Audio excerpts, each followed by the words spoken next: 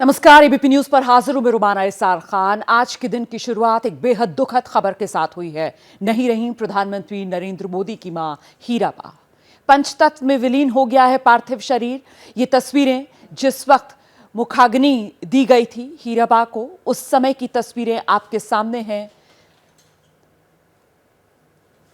हम सीधे आपको लेकर चलेंगे। मेरे साथ मेरे सहयोगी रौनक पटेल इस वक्त मौजूद हैं और रौनक पटेल का हम रुख इस वक्त इसलिए कर रहे हैं क्योंकि प्रधानमंत्री की तरफ से, नरेंद्र मोदी के पूरे परिवार की तरफ से आम लोगों को, पार्टी के कार्यकर्ताओं को अपील यही की जा रही है कि इस वक्त कर्तव्य पथ पर सब कदम आगे बढ़ाएं, परिवार का रुख ना करें। परिवार समझ रहा है इस बात को कि दुख की घड़ी में पूरा देश इस वक्त परिवार के साथ है। रौनक।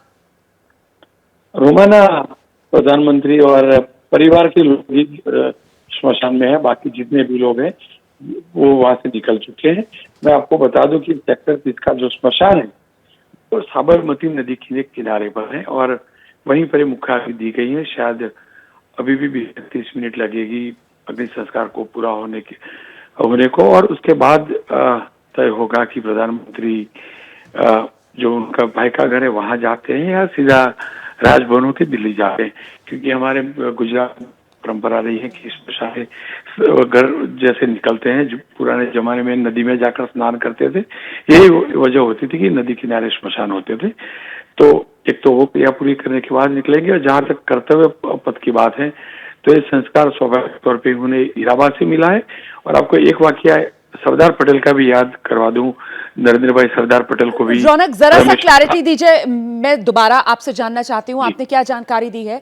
यहाँ जो शमशान भूमि है वहां से प्रधानमंत्री नरेंद्र मोदी पहले घर जाएंगे, वहां जाके स्थान लेंगे, आप ये बता रहे हैं, उसके बाद आगे अपने कर्तव्य पथ पर बढ़ेंगे? जी बिल्कुल, जो परंपरा जो है, और क्योंकि अब तक आपने देखा है सुबह से लेकर अब तक कि परंपराओं को निभा रहे हैं। परंपरा ये रही है कि पुराने जमाने में नदी में स्नान करते थे, नदी में पानी होता था और श्मशान उसकी कारण ही नदी किनारे होता था। तो हो सकता है कि प्रधानमंत्री यहाँ से निकलकर घर जाए, पंकज भाई के घर पे, या तो फिर राजभवन जहाँ हरदम जब भी आते हैं गुजरात में, जहाँ पर उनका आवास होता है, वहां जाके स्नान करने के बाद कर्तव्य पथ पर निकले।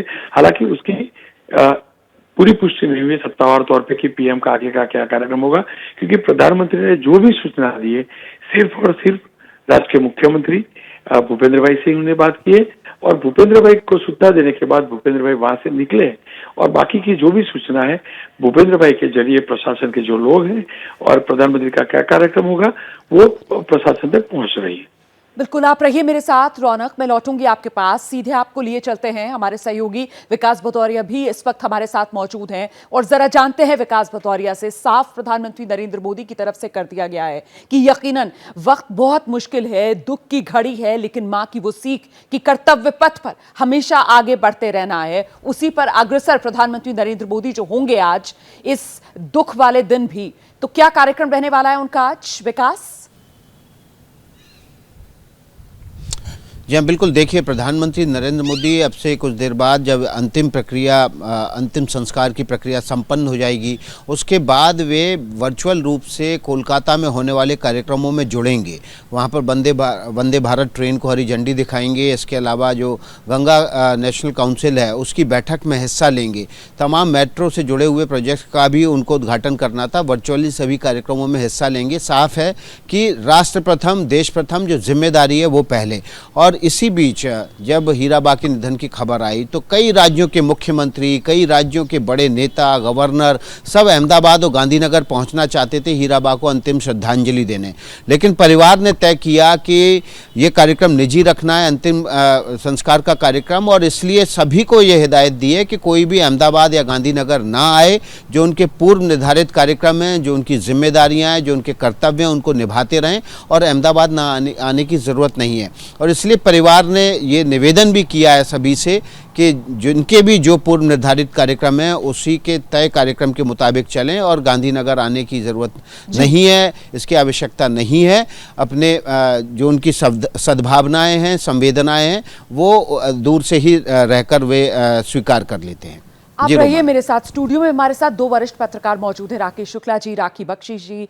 कुल मिलाकर एक संघर्षपूर्ण जीवन, 100 साल के सफर का अंत। और राखी जी, जितनी सादगी भरी जिंदगी हमेशा जी, आज बेटा देश के सर्वोच्च पद पर आसीन है, लेकिन उसी सादगी भरे अंदाज में विदाई भी मां हीराबा की।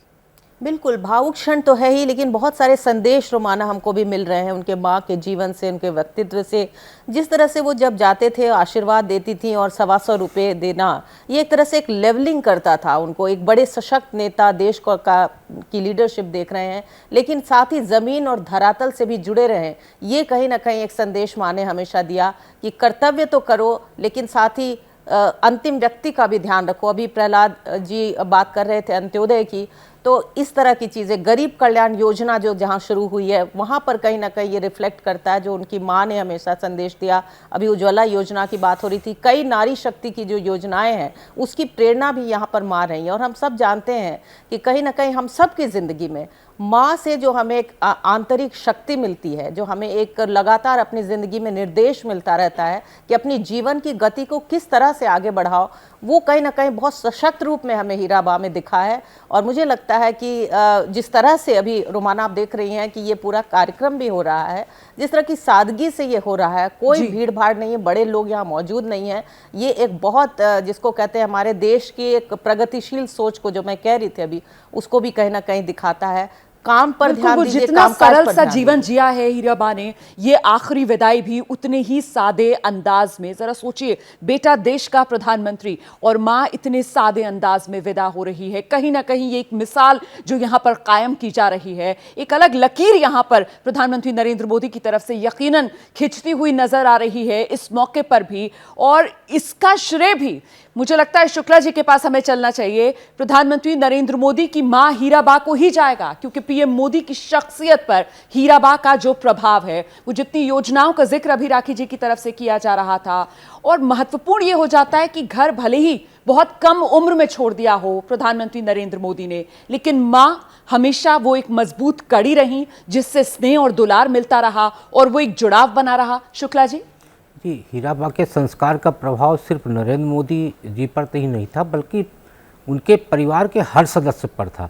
आप देखिए कि 1.5 दशक तक गुजरात जैसे राज्य का मुखिया और करीब 1 दशक होने को आ रहा है केंद्रीय राजनीति, यानी देश का मुखिया जिस परिवार का सदस्य रहा हो, उस परिवार का कोई भी व्यक्ति किसी भी आडंबर से दूर हो, तो मुझे लगता है इससे बड़ी सादगी कोई और नहीं हो सकती।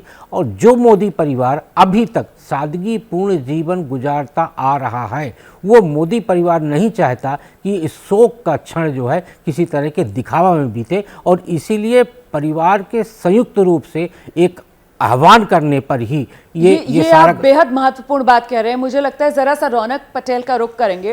रौनक, जिस बात का जिक्र यहाँ पर मेहमान भी कर रहे हैं कि बेहद सादगी भरा अंदाज, किसी तरीके का कोई दिखावा नहीं, और जो परिवार की महिलाएं हैं उनकी तस्वीर भी मैं देख रही थी, जान रही थी वो लोग कि वहां पर कैमरे मौजूद हैं, और इसी वजह से अपना दुख मन में समेटे हुए आंख से आंसू आ रहा था, लेकिन कोशिश यही थी कि किसी तरीके से वो कैमरे की नजर में कैद ना हो। इस तरीके की भावुक कर देने वाली वो तस्वीरें जो सामने आई हैं। प्रधानमंत्री नरेंद्र मोदी इस वक्त वहीं शमशान भूमि में मौजूद हैं। एक बार फिर से रुक करते हैं। रौनक, अगर मेरी आवाज आपको मिल रही है, अभी भी प्रधानमंत्री नरेंद्र मोदी वहीं शमशान भूमि में ही मौजूद हैं?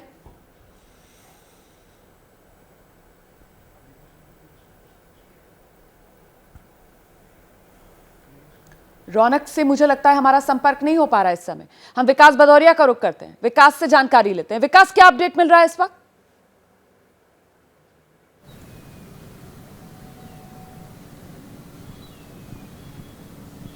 विकास, मेरी आवाज मिल रही है आपको?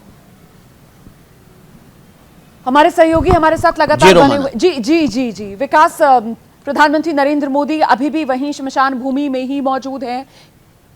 अच्छा, मुझे जानकारी मिल रही है कि रौनक अब हमारे साथ मौजूद हैं। जी रौनक।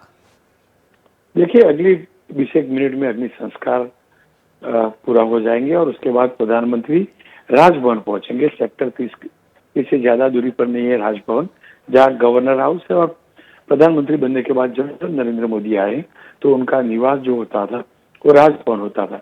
तो क्योंकि मैंने जैसे पहले बताया था कि परंपरा होती है अग्नि संस्कार के बाद स्नान करने की, वो क्रिया पूरी करने के बाद प्रधानमंत्री राजभवन से ही वर्चुअली जुड़ेंगे, यानी कि वीडियो कॉन्फ्रेंसिंग से गुजरात सरकार का जो राजभवन है, राज्यपाल का जो भवन है, वहां पर प्रधानमंत्री के लिए खास आवास बनाया गया है पहले से।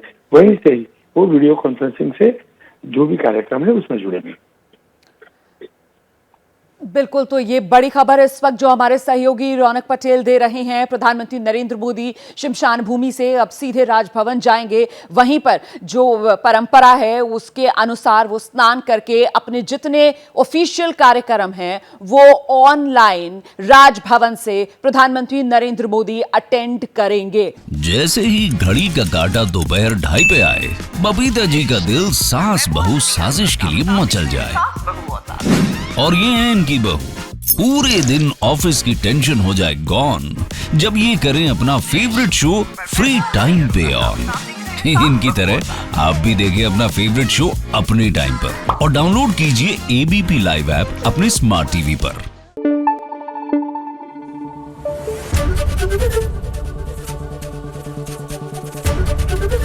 एबीपी न्यूज आपको रखे आगे।